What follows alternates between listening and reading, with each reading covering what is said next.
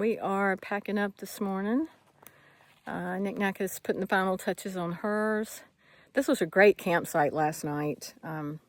We really enjoyed it. It was nice to have a bear box over there way behind us, sort of in the middle of the screen. But really great campsite. About 50 in my tent overnight, so that's pretty good temperature-wise. It's you can be really comfortable and sleep well. So we both had a good night. And we've had a really nice morning. We only have 6.5 miles to do today, a little bit more than I remembered, but we're going up to Tinker Cliffs right now. So we're getting packed up. We're going to stop by the shelter that's up the hill. We've got a steep climb starting out, but that's going to be the hardest part of the day, is that steep climb. So we're going to climb up the hill to the shelter, take advantage of everything that's up there, the water supply and stuff, and then head on to Tinker Cliffs, and we'll take a break there and enjoy the view. So anyway, it's been a great morning. We've just relaxed and had coffee and enjoyed our breakfast. So we just got to the shelter. That's Knick-Knack up there, sort of getting unpacked and ready to come down the filter.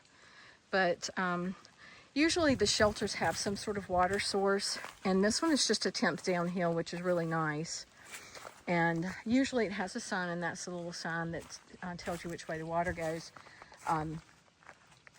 This one is supposed to have a spring-fed pipe, but and this is a little stream. It's not a good flow, which I guess is why the spring-fed pipe is needed. But the app that we use far out, that's our map, and it's a place where people can post, whether water sources are still running or not, which is really important, especially this year because we haven't had much rain. But far out, the commenters have said that you can do better with the spring. So I don't exactly see the pipe yet, but it's somewhere here. But if you look down there under that log, you can see there's a little bit of flow. That's where we came from. This is our view this morning.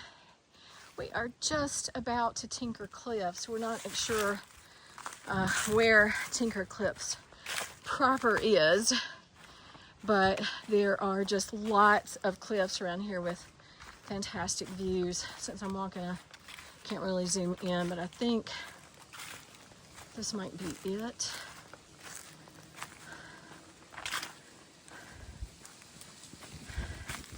Is that a mining operation or a dam or something? I don't think it's it, but I did hear an alarm. Is it it?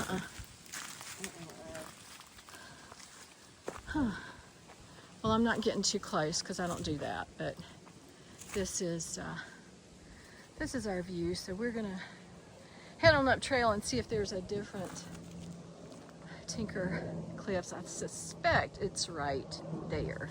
We'll get up there and see.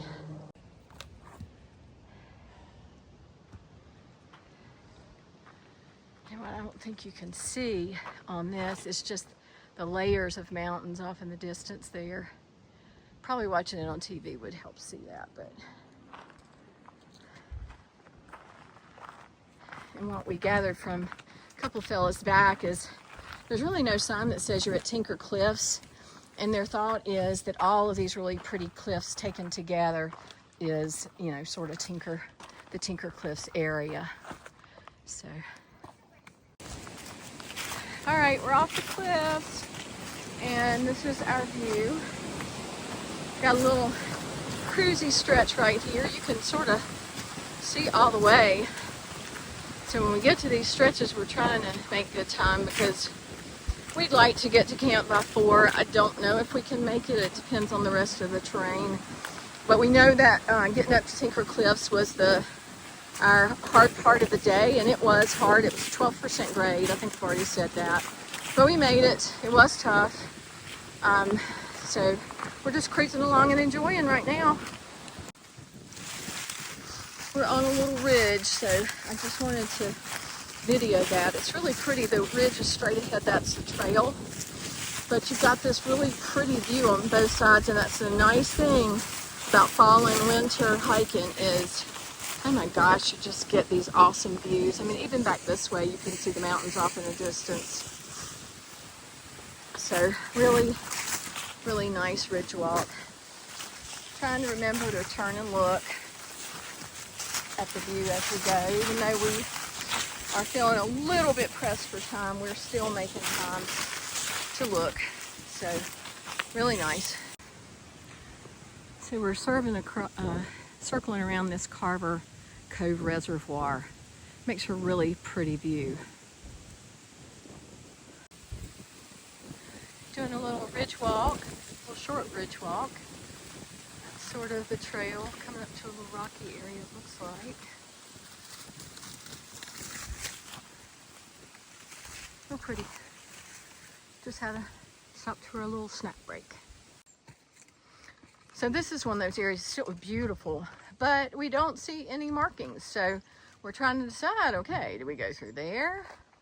It doesn't look like we go down that hill to the right, or do we go up? I think Knick-Knack's correct, and we probably go uphill, though we're having a hard time finding a white blaze to help us out. Lots of butt scooting right there, if you can see those white blazes coming up and then down. But the payoff was fantastic. This big, big view. But looks like we're heading up that rock, which, you know, I don't mind the rocks, but these are smooth, and it's just makes you question your shoes and, you know, traction and all that. But here we go. Okay, this is where we are. It's gotten a little bit rocky, but the scenery's pretty. I haven't gotten up there yet, and Knick-Knack says it's pretty. And we'll see if I can get up there without falling on my face.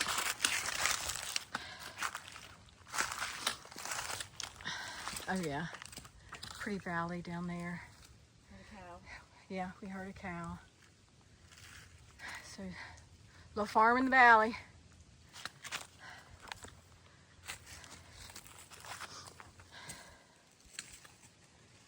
And that's where we came from.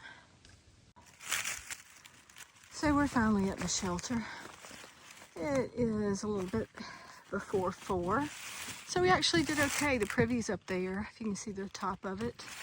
Shelter there. There's supposed to be a water source about 1/10 of a mile from the shelter. So I'm going to say it's down the other side, because this side is pretty steep down, because that's sort of level out. But really pretty view. We're tired, but it has been another just beautiful day of hiking.